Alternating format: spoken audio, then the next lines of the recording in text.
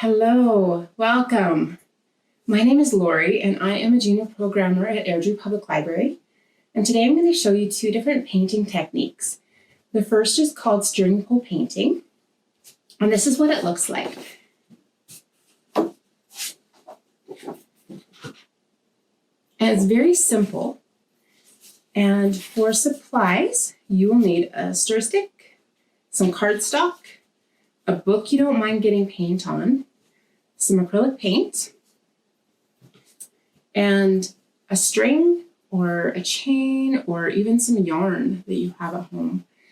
The coarser the texture of the string, the more lines you'll have in your painting. So I'll just show you.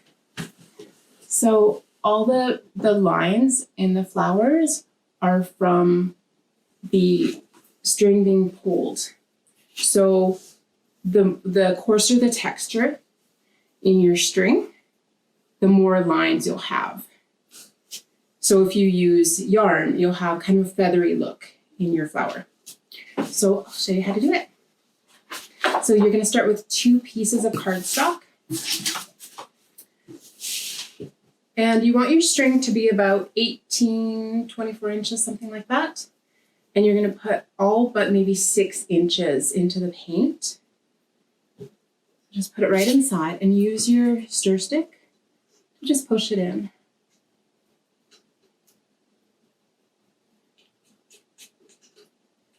And then when you lift it out, just use your stir stick on the side to get out any excess paint.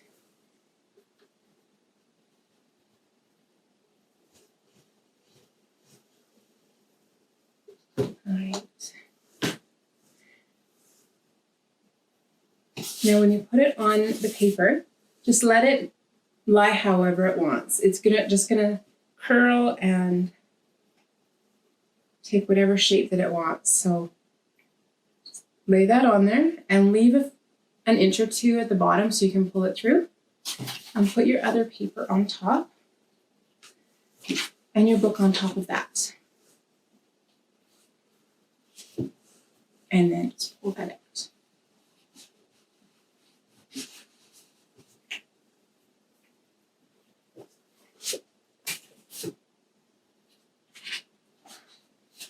And this is what you got.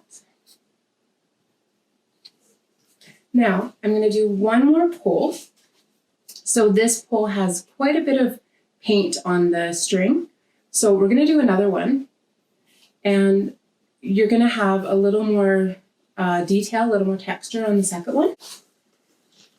Okay, so for this one, start with 2 pieces of paper.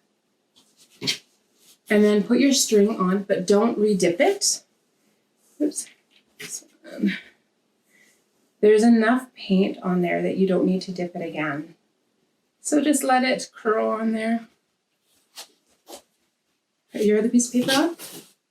Book on top of that. And a little bit of pressure on the book and this pull.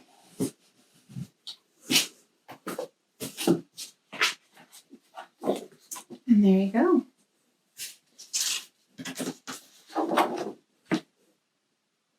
And that's string pull painting. The second paint technique I'd like to show you is called pour painting. And this is what it looks like.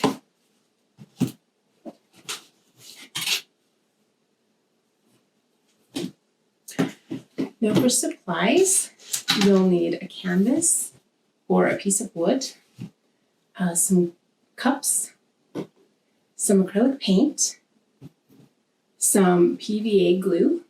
I'm using Glue All. It's quite common. You can get it at Michael's or Walmart. You also need some tape and some water and some stir sticks. Now, what I'd like to do first is prepare the canvas. So it's quite messy. And this one, I didn't tape the edge and it's not very clean.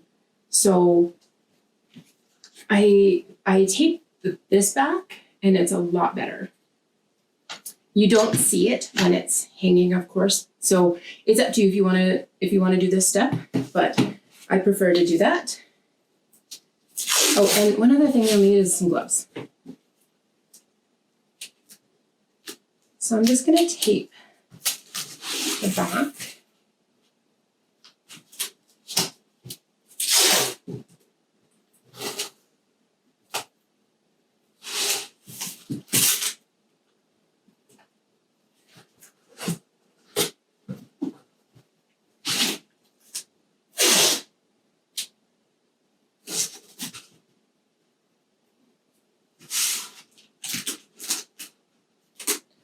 Another thing you could add to your paint is some glitter.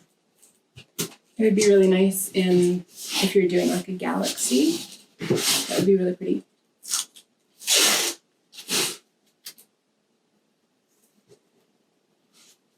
Okay, so once that's taped off, then we're going to prepare the paint.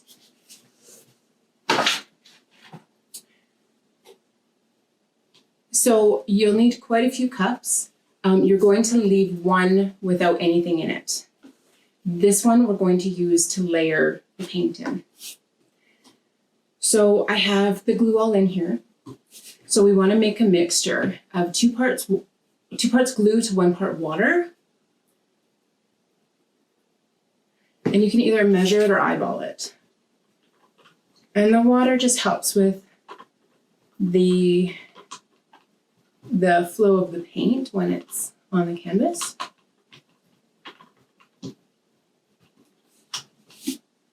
And then you want to add your paint, and you want to do a 1-to-1 ratio, glue to paint.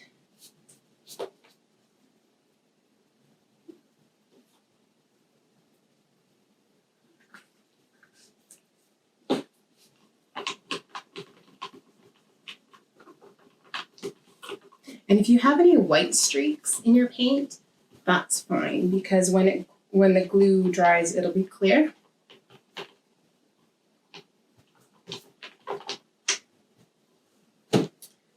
All right.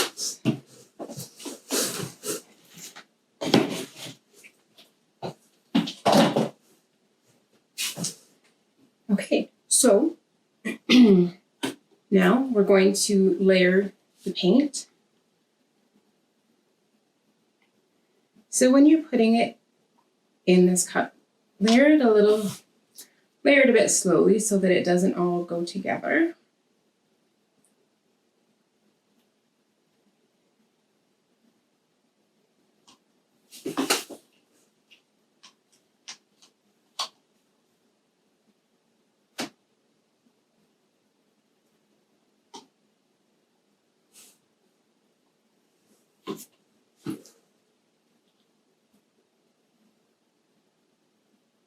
And one other thing that you can add to your paint is you can add some WD-40.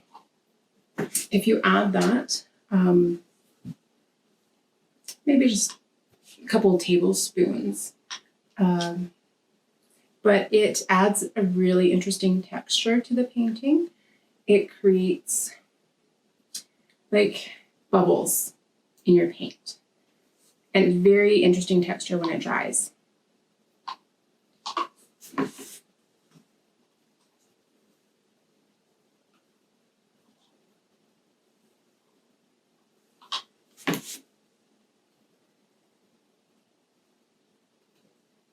Okay, so once you have all the paint layered,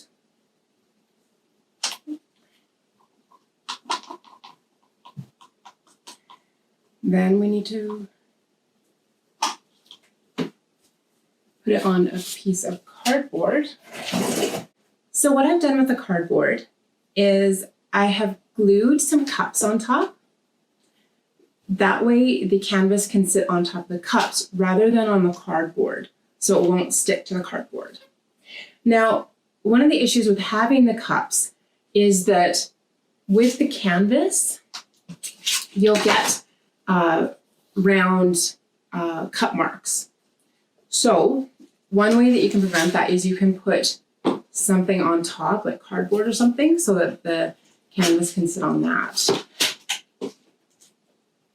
Okay, so once you have your canvas ready to pour, then take your paint put your canvas upside down on the paint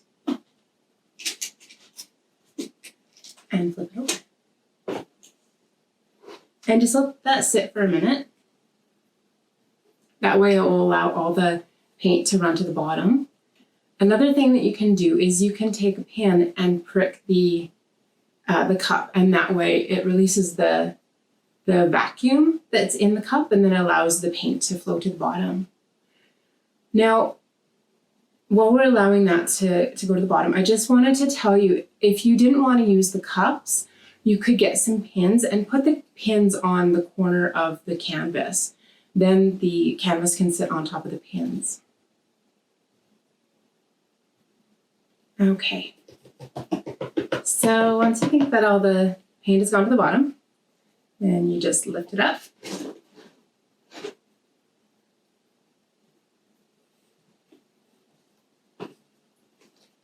And you just move it around.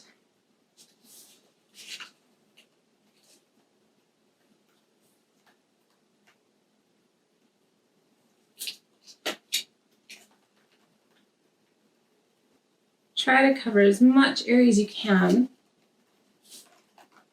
but if you need to, you can take your finger and kind of paint the edge and the corners, and then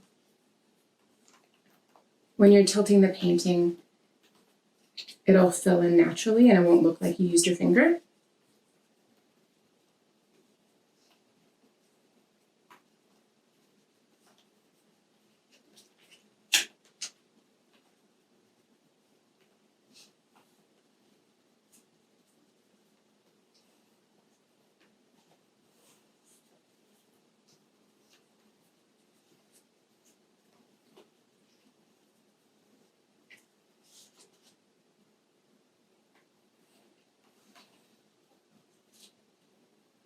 Okay, and then once you have it the way you'd like, and it looks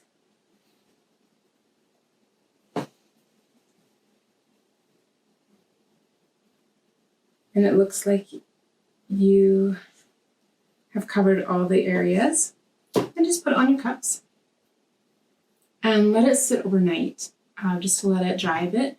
And then you'll have to leave it for maybe a week or two to let it cure and let the paint set. And at this point, if you've used WD-40, you can blow on it or use a straw and blow on it, and it will allow all the bubbles and cells to work its way up. And it's a very interesting technique to do with this type of painting. So, all right, so this is pole painting, and I hope you enjoyed it. Thanks for joining me. Bye-bye.